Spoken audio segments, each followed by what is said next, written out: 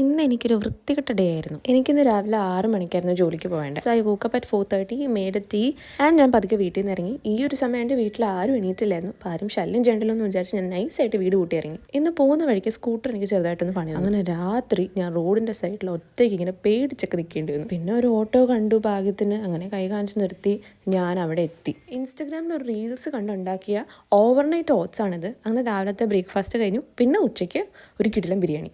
ഇതൊക്കെ എൻ്റെ ഇവിടുത്തെ കൂട്ടുകാരാണ്.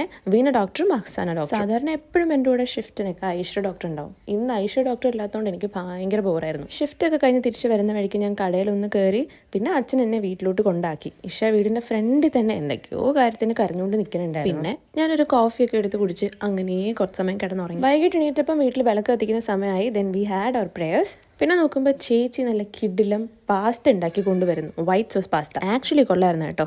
അങ്ങനെ അതൊക്കെ കഴിച്ച് ഹരിക്കുട്ടനേക്ക് ഒന്ന് വീഡിയോ കോൾ ചെയ്ത് ഒറ്റ ഉറക്കം.